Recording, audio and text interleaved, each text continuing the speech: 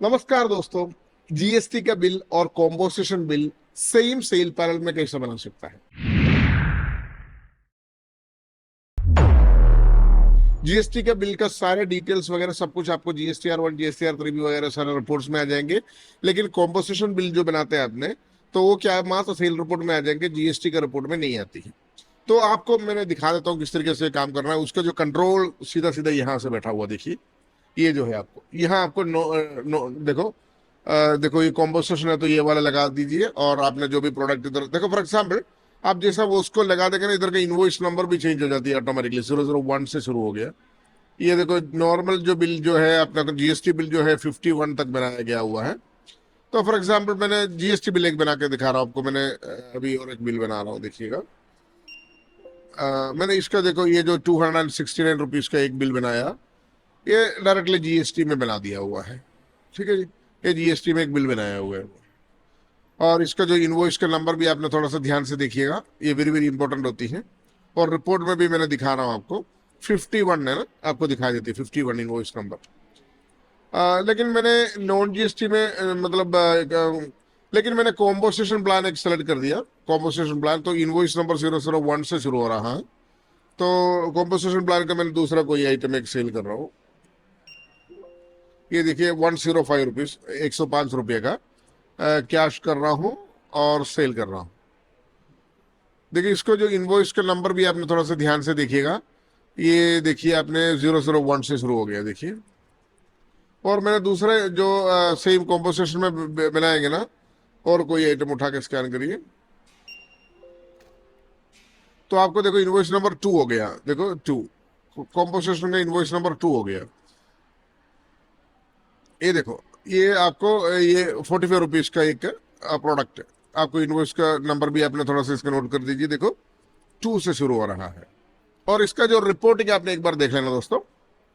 देखो tax report में आपको जो देखो, जो सेल रजिस्टर में आपने जो लास्ट सेल किया हुआ है 45 रुपीज, ये आ जाएंगे आपको। यहाँ देखो नोटिफिकेशन, उसका जो डिटेल्स भी आ जाती है, देखिए। और जो जीएसटीआर रिपोर्ट्स होती है टैक्स रिपोर्ट में, जो जीएसटीआर 1, इसमें नहीं आएंगे। और ये जो टैक्स रिपोर्ट के अंदर देखो, ये जो जीएसटी रजिस्टर है, इसके अंदर भी नहीं आएंगे वो ये 001 नहीं आएंगे। 51 आया हुआ है। वो जो हमने 269 रुपीज के ये वाला जो आइटम सेल किया था, जो जीएसटी में सेल किया था, वो आपको टैक्स रजिस्टर में आ जाती है। उसका सीरियल नंबर भी आपको कंटिन्यूस चलते रहेंगे, देखिएगा।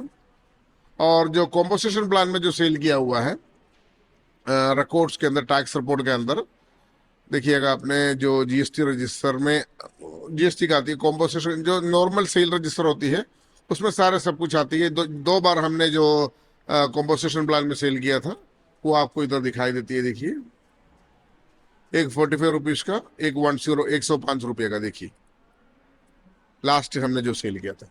तो इसके इस तरीके से आपको अलग अलग रिपोर्ट मिल जाएंगे इसके अंदर। और मेरा कंसर्न क्या है, आप जितना भी कस्टमर्स जीएसटी में रजिस्टर्ड हो, कस्टमर जो गवर्नमेंट का जो रेगुलर जीएसटी में रजिस्टर्ड हो, जीएसटी में ही बिल करना है। जो कस्टमर जो कॉम्पोजिशन प्लान लेती है, जो नीचे एनुअल टर्नओवर वाला, तो लोग कॉम्पोजिशन प्लान में सेल कीजिएगा। तो इस तरीके से दोनों प्लान आपको सेम सेल पैनल में कंट्रोल करने के लिए प्रोविजन दिया गया हुआ है रेनटेक बिलिंग सॉफ्टवेयर में।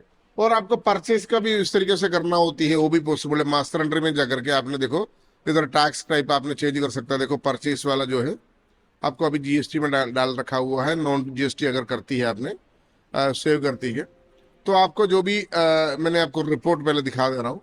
देखो ये जो रिपोर्ट होती है टैक्स रिपोर्ट, इसके अंदर आपको देखो जो जीएसटी रजिस्टर है, उसमें जो परचेस रजिस्टर जो है ना, इसमें आपको जो जीएसटी में परचेस करेंगे आप इसमें आ जाएंगे। जो कॉम्पोजिशन प्लान होती है जिसका, वो ये जो रिपोर्ट में नहीं आएंगे। तो उनके दोनों का सीरियल नंबर, बिल का सीरियल नंबर, जैसा हमने सेल में देखा, वैसा अलग अलग सीरियल नंबर चलता रहेंगे। तो इस तरीके से इसका टेक्नोलॉजी है दोस्तों। Thank you so much for watching this video. Thank you, bye bye.